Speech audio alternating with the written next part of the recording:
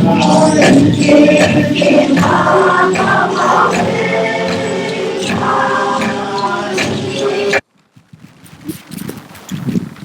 you.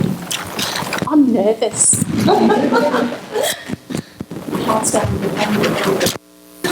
And I do have my number of slides. Thank you, everybody. First and foremost, I pay my respects to the custodians. Annalise, can you stand by the microphone, please? Oh, can't you hear me? Is this working? Can somebody come and adjust me, please?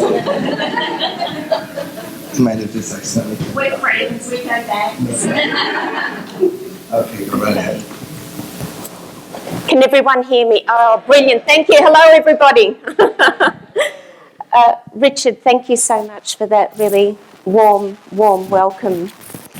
You may not know, but I was one of your groupies in those early days at ANZ. So whenever I knew that Richard was paying a visit to Australia and to ANZ, I would stalk him and use every opportunity I could to sit in the front row and listen to him speak. And he remains one of my greatest teachers and a true inspiration. Give me lots of energy here because I've got a big presentation to get through. First and foremost, I pay my respects to the custodians of this beautiful land where we stand, to elders past and present.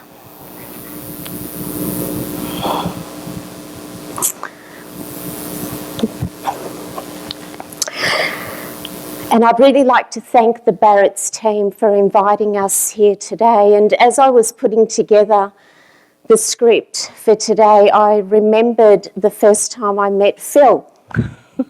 And Phil called me up at ANZ and he said, I'm the new CEO for Barrett's. How long ago was that? 12, 15? Okay, so a number of years ago now. And he said, do you have time for a 30-minute cup of coffee? And I said, sure, I've got time for a 30-minute cup of coffee, so let's go and have coffee. I don't know if you remember this, Phil. About 5 minutes into our cup of coffee, Phil looked at me and he said, how old is your soul? And I must have looked a little bit perplexed because then he thought he might clarify it. And he said, how many past lives do you think you've had? And I thought, well, we've got 30 minutes for this conversation. So from that moment on, I cleared my diary for the next 30 plus years. So I trust that we remain lifelong friends. Thank you. So today, the questions, the age-old questions, who am I? What's my purpose? What is deeply meaningful to me? What are we here to co-create together? These are the questions that were asked of the Napranum community, where hundreds of people participated in conversations about the future of their community. The community of Far North Queensland, where we created a strength-based approach to creating community change. In beautiful Far North Queensland, and in a region where I've met so many wonderful people that have truly inspired me. We are here today and it is my honour to talk about the life and the achievements of Maryann Coconut and her true spirit for humanity.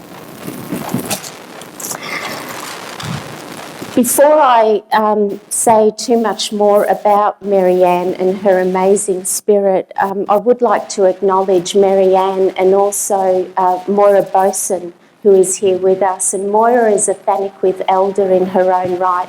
And we really thank Moira for taking the journey with us. Who's travelled 5 hours to get here today? Okay, keep your hand up if you've travelled more than 10, more than 20. More than 25 hours, 27 hours. Okay, you're there with me, brilliant. So there's a couple of us in the audience. We travelled 27 hours to be here with you from Melbourne to Toronto. But Moira and Maryann travelled a further at least 10 hours because they travelled from the far north tip of Queensland to Melbourne. So they travelled over 40 hours to be here to have this conversation. Please acknowledge them. It's just huge.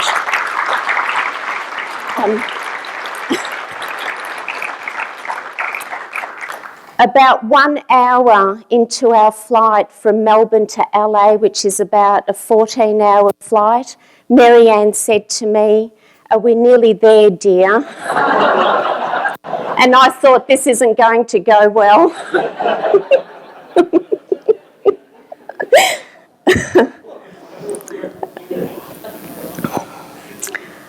Okay,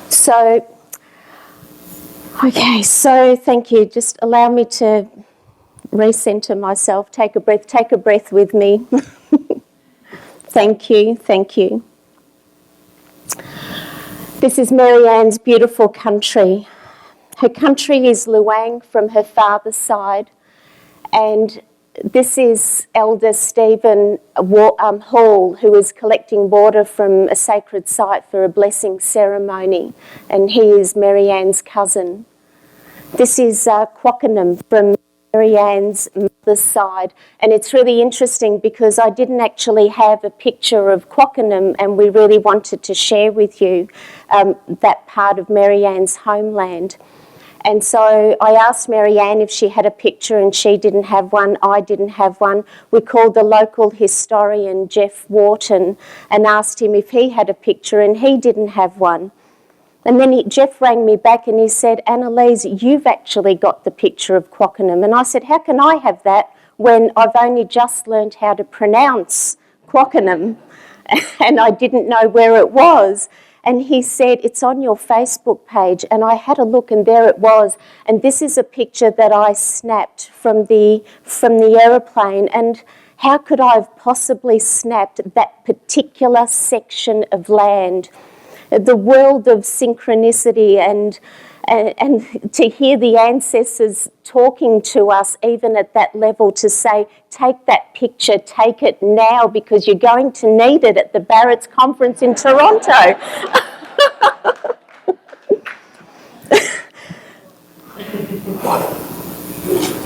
Maryann lived in the girls' dormitory from the tender age of 5 and attended the Waipa Mission School. From a young age, she excelled in the arts and received a highly commended award from the Queensland Art Competition back in 1952. Maryann was only 9 years old, so she's been making headlines for a very, very long time.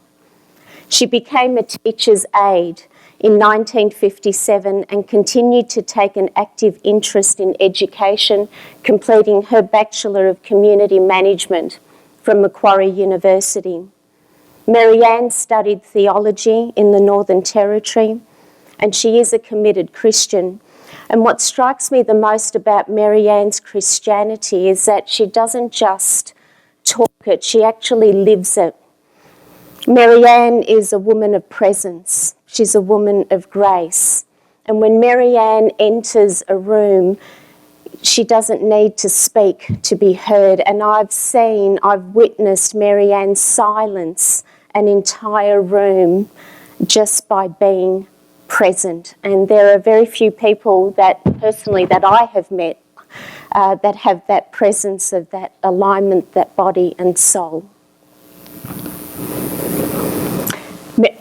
Maryann has contributed greatly to achievements in her community. I'm going to name just a few because there are so many achievements. Several terms as an elected councillor. She was the chair for many years for the Napranum Justice Group. She worked tirelessly with other elders to bring peace to her community. This lady is a true activist.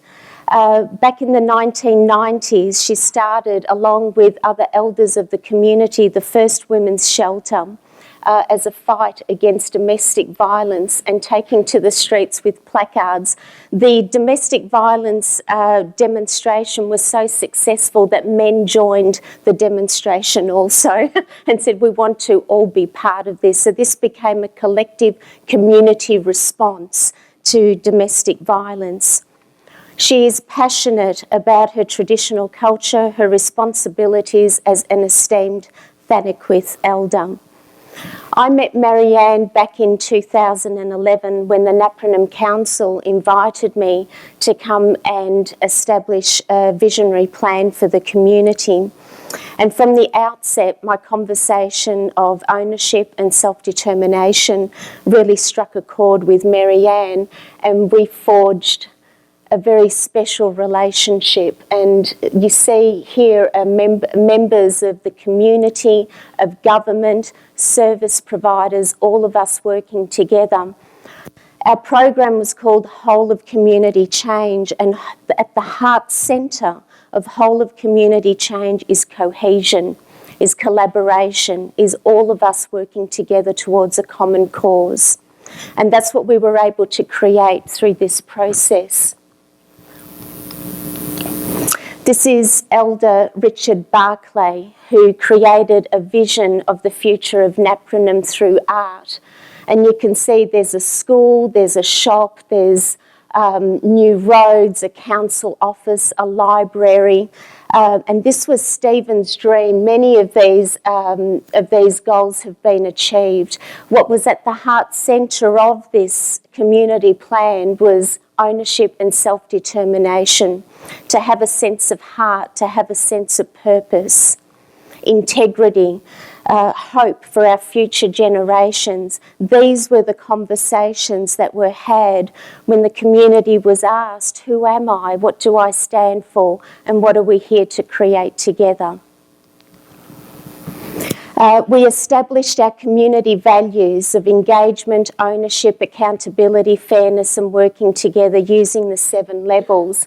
And you can see behind Maryann and Elder Jury our values banner for the community. But this wasn't just a values banner for us. This was front and centre in every focus group, in every conversation.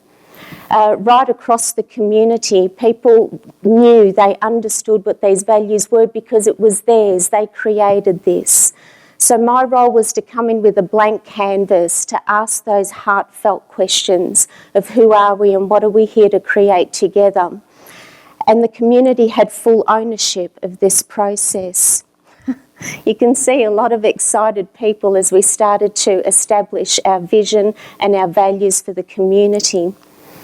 We shifted our conversation, our narrative. A new conversation emerged in the community from problem to possibility. Our communities are not problems to be solved. Our communities are full of people with gifts, with assets, with contribution. And these were the conversations that we chose to have. So the question was never asked, what's your problem? What are your challenges? What are your issues? The question was asked, what is the root cause for success? What are the possibilities? What are the gifts that each of us have that we can contribute to ourselves, to our community, to society, to humanity? And what emerged was truly extraordinary. We created a collective conversation of self-belief where young people, older people, children as young as year 7 and even younger than that all contributed to the vision of this community. Maryann was front and centre in all of those conversations. She was like this big angel at my shoulder. Maryann would turn up to everything. She turned up to the student program.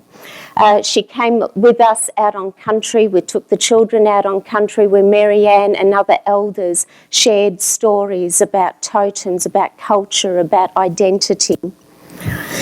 She was always there to support the children and other elders to have these heartfelt conversations. Possibly the most spiritual of all of the programs that we ran was the Women of Worth program. And I remember in this particular program, Maryann said to me, you know, we don't have a gift. We didn't buy you a gift. We didn't know what to buy you. So our gift to you is the gift of song.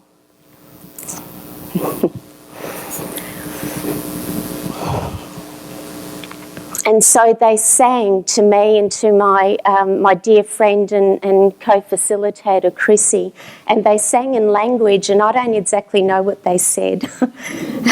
But the beauty of song is that you don't need to know what the words are saying. You need to feel it in your heart. You need to feel the vibration of song. And for me, that's like feeling the vibration of country. It's like feeling the vibration of the Creator Spirit. And so...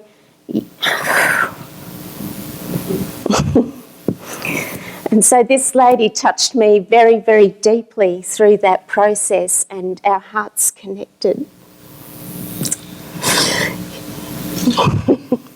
I'm actually drawing on her energy right now. So the Women of Worth program created a gateway for women to have those conversations, to be heard, to have a voice.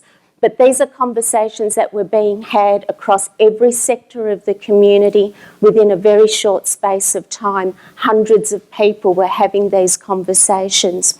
Maryann even came along to my TEDx talk. She took the flight from Waipa to Cairns, which is about an hour and 45 minutes, and there she was, even at that session where I spoke about the shift from paternalism, penalty and punishment to true community ownership and self-determination. And so the shift for Napranum was now well and truly underway. The shift from paternalism, I call this the 3 Ps, anything except passion. And we started to see community ownership and self-determination 5 years on. And this is why we're here today. We are here to share with you that this is all sustaining, this is continuing. I was in the community in May this year undertaking a further values assessment. And for those of you who are coming along to my workshop tomorrow, I'll show you the results tomorrow. It wasn't always easy. There were many, many times of challenges. Maryann was with me during those times of joy. She was with me during those times of innovation, of creativity. She became my rock of support in the community. She became my go-to person. But there were many times, there were many challenges where, wow, they just needed to take that deep breath and know how to take that next step forward and the next step and the next step. And Maryann reminded me of the metaphor of the rose. And she said, never ever forget the rose at the end of the stem. And there are many thorns along that stem, but never ever lose sight of the rose at the end of that stem. And I've never forgotten that metaphor, and I've shared that with my sons and with my friends, and it has really, truly stayed with me. And I trust it does with you also.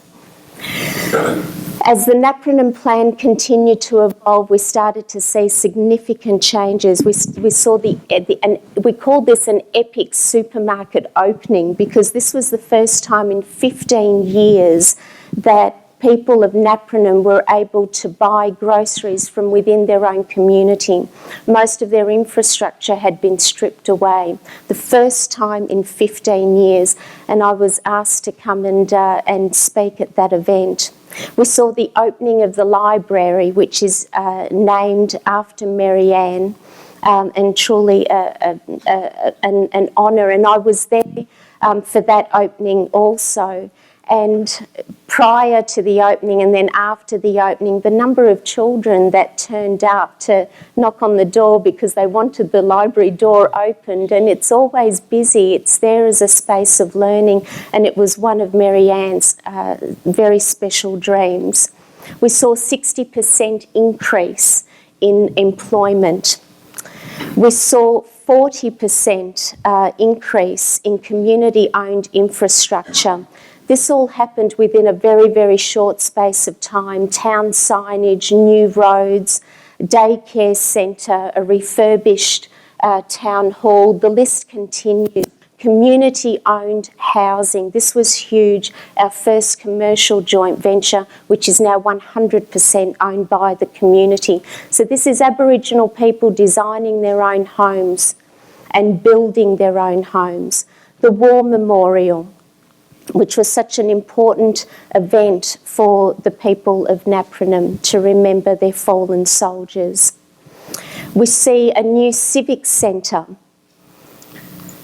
We saw this community shift from the second poorest community, or labelled the second poorest community in Queensland, to what is now considered one of the most thriving communities in the state. And all of this happened within 2 years. And that rose opened and bloomed. The magic, the power of vision. You remember Stephen Barclay with his painting. Over 90% of the goals in that visionary plan came to fruition. Now, I've been running strategy programs for over 15 years, and I've been using the 7-level model through that process. I've actually never seen a shift of this magnitude ever in my professional life. We saw new state policy emerge which underpins whole of community change principles of belonging, ownership, of caring for the whole, of employment, of strategic partnerships. As we started to grow our economic stability, we did this in tandem with spiritual growth. So one happened alongside the other. It wasn't just about growing economy, but it was also about growing the people from within. As we started to do this, funding, policy and programs were directed to what the people actually wanted. And therefore, we started to see a very significant demonstration of the shift from paternalism to what people were actually calling for. What was absolutely stunning and it shouldn't have taken us by surprise really, because this was quite a carefully crafted approach. We started to see negative social indicators start to fall away without us having to focus on the problem or the challenge or the issue. By focusing on hope, on opportunity, on possibility and building a strength-based community, the negative social indicators fell away, but dramatically. The program contributed to 80% reduction in domestic violence. We had almost 0 children in the safe house, 50% decrease in adult court appearances, and as per the May review this year, we know that those figures have been sustained. We called the 7-level model the Wellbeing Index, the Happiness Index, and I kind of like that. It felt good, it resonated for the people, and it certainly resonated for me. Now, these are the results. In 2011, at 33%, and I know that you all know this, so I don't need to explain the background here. We saw a community in crisis with current values around exploitation, manipulation, blame, short-term focus. It was all there. At the peak of whole of community change and this significant shift that we saw, the entropy dropped to 9% in just 18 months. In 2014, it crept up just a little bit, but certainly still within what we believe is the realms of a healthy community. For those of you coming along to the workshop tomorrow, I'll share the 2016 results. So congratulations to Napranum and to Maryann, their commitment to themselves and their determination to succeed in the face of adversity. The results now stand the test of time. So congratulations, and please this really is a huge moment.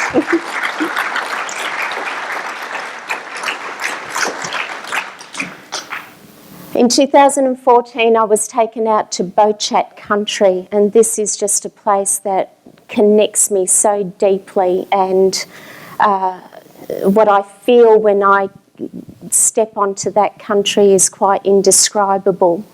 And it was on that day that Maryann blessed me. Here it comes. Under the paperbark tree, and gave me the Aboriginal name of Keely, which is represented by the lorikeet. And our witnesses, the Thanakwith clan, or members of the Thanakwith clan who came along that day, and it was a very special day and a day that I hold very close to my heart. So ladies and gentlemen, I'd like to now introduce you to Maryann Coconut, a lady that I hold in very high regard and that I love very, very dearly. Thank you.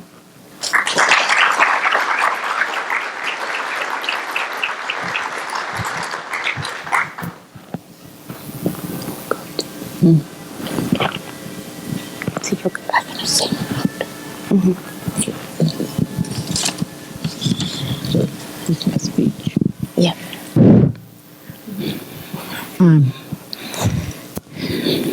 Well, everybody, I'm impressed to be here. It's a joy to share what Annalise has shared with you. With our process in our life in the little community of Maryann, north of Australia.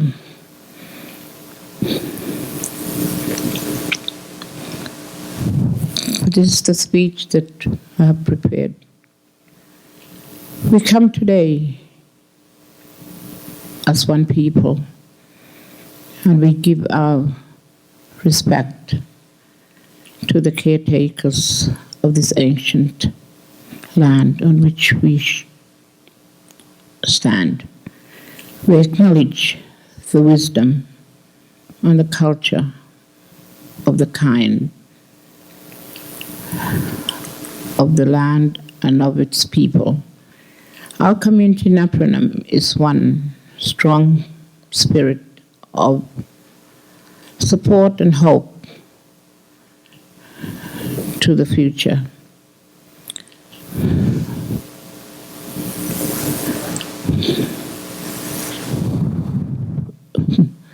We have always been this, but it was forgotten.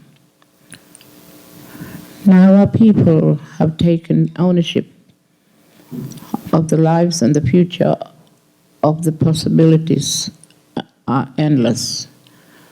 My name is Maryann Copeland. I am an elder of the Thanakwith clan group. I live in the community of Maryann in far north Queensland, Cape York. We acknowledge him today with adoration and thanksgiving. We, the elders, are the gatekeepers. This is an age-old role given to us by our ancestors.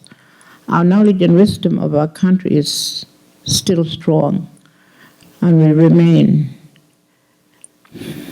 invisible and well guarded as our spirit till to this day. Our spirit will pass the knowledge on to the next elders in line. Traditional knowledge is sacred. It cannot be bought or grabbed by someone else. It will follow the right protocol, right pathway, and the correct channel. This cannot be stopped over or crossed. Some people think that the whole land have been taken away from us without our permission. Our cultural values, understanding, and stories are gone from us.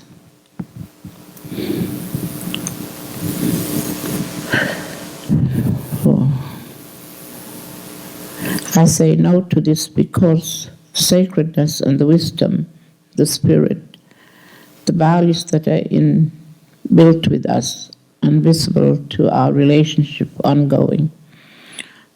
I speak to the land and the sea and thank them for waiting for us to be here with us today, and a creator who is kind, patient, and loving.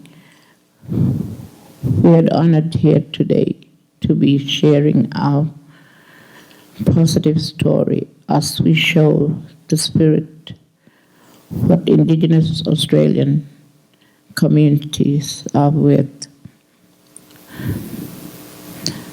The world has taken notice as we ask that you too do stand with us in Napranam and show your support and your positive stories, and we will stand with you too. Together we can all move forward to a better future. So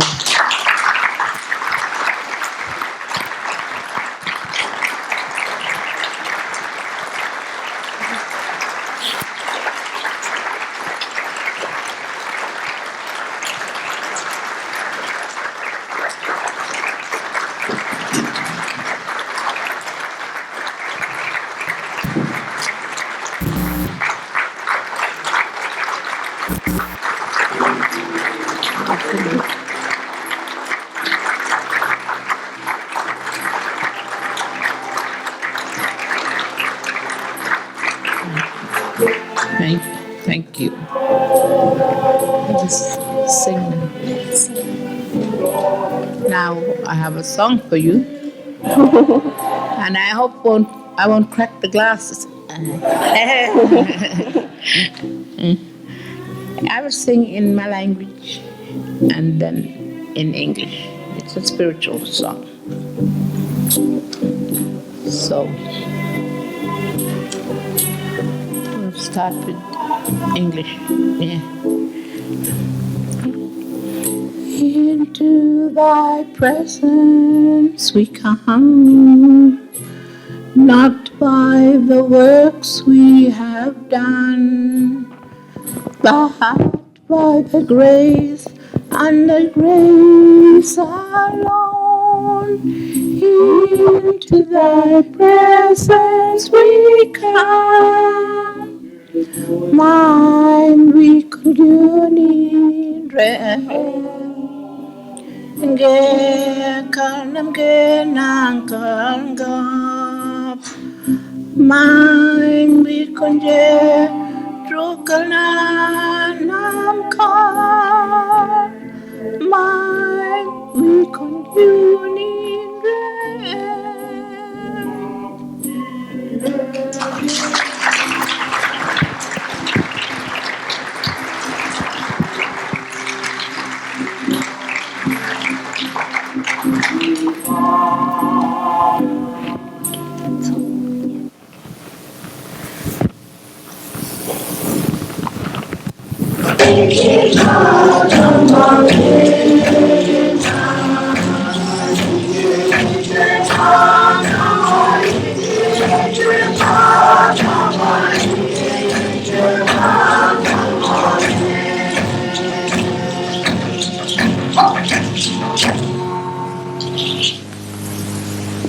picture you see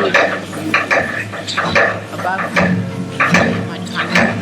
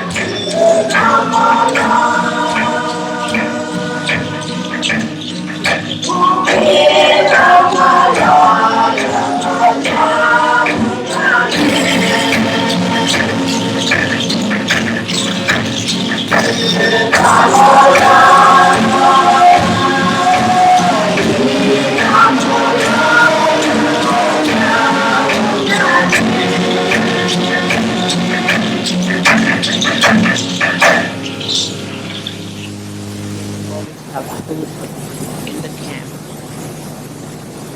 to feed themselves.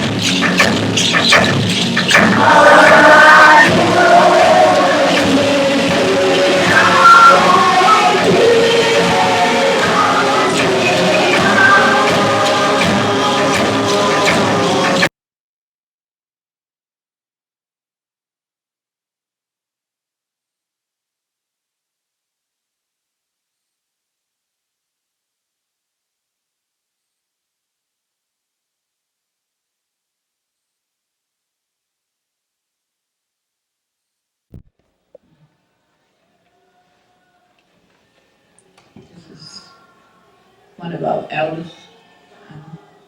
These men are the 16 ex-servicemen that went to Thursday, and we wanted to remember them by having the war memorial in our community. It's not a very big one, but it's just a little one. It's for history in our community, because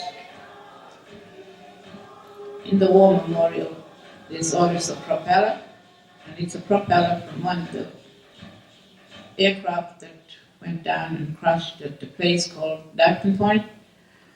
And so it was brought there to an African community so that we can tell our younger children, younger generation, the history in those days in 1943, 44, the Second World War.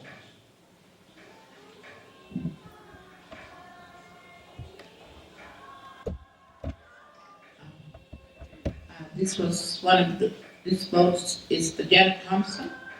It was one of the mission boats that brought food from Thursday Island in the Torres Straits to the communities that was the Presbyterian mission.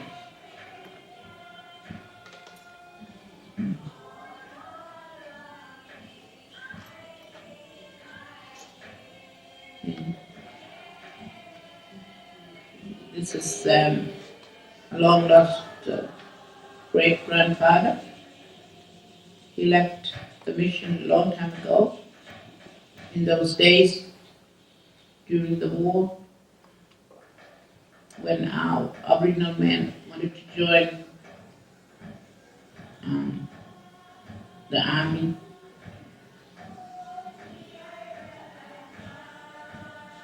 they had to enlist themselves in and not let them know that they were Aboriginal people, otherwise they wouldn't have been recognized as one of them, Australian.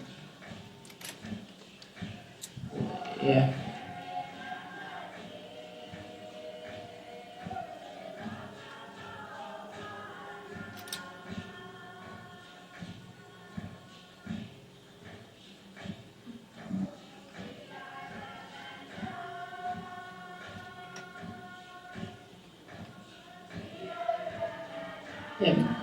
This is myself and my sibling.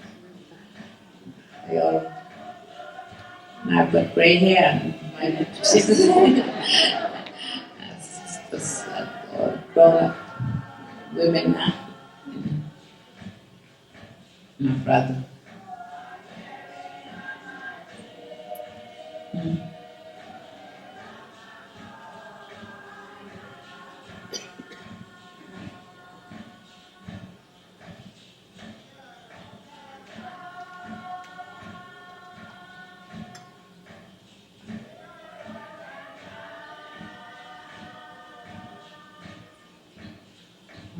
Those are the rivers in Weipa.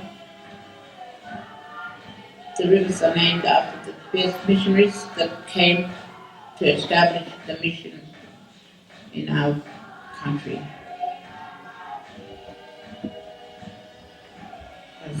As you can see, that's me. And if you can see closely, there's a vine there, and that vine is a special vine. With our menfolk, when they want to cross over rivers, they just get the bark of the tree, bark tree, and just make a little canoe that they can cross over to get meat, kangaroos or emus. And the vine that I'm holding there is the vine that they sew together with the skin bark, which we call, the bark from the tree. And it's very strong, and let's put the boat in little skin bark in the water, and they just go across the river just to get food from the other side of the river.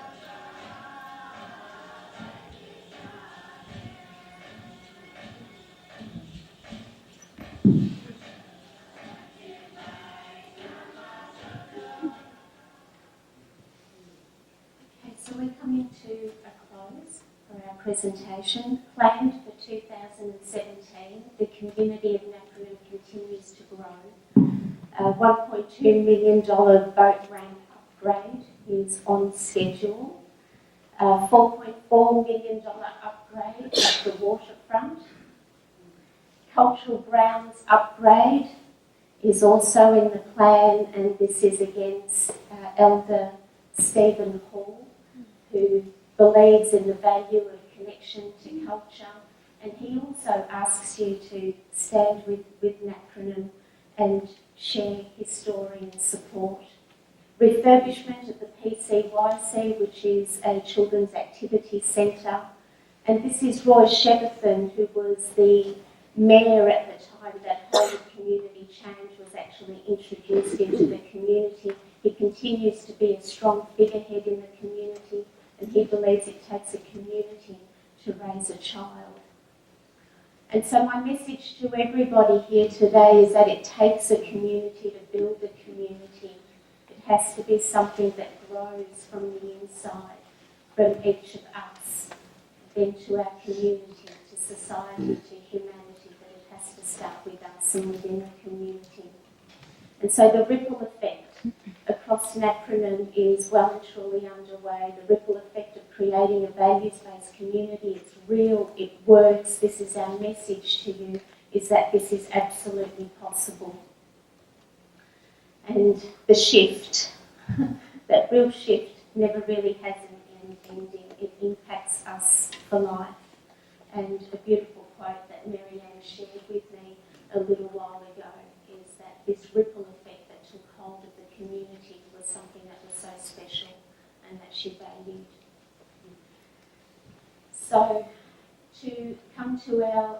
conclusion, Maryann's language name is a Mominger, and a Mominger means sugar glider. Her other tokens are the eagle, the sea mullet, and the catfish, each with their very significant and spiritual meanings. The catfish reminds us that we are continually entering periods of emotional learning and self-discovery, that we must be open-minded, and that we must accept life lessons as they are presented to us. Mominger, this is so true of you. You are a symbol of unconditional love and acceptance. You are a source of that creative spirit and magnificence, and with the ability to awaken in each of us our own flights of magic and divinity. You are a reminder of that invisible strength that lives within each of us.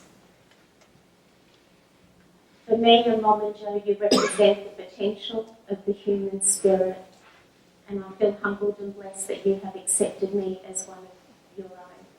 So my wish for you is that your life continues to evolve in the most spectacular way. So ladies and gentlemen, thank you for being here with us and sharing in our story.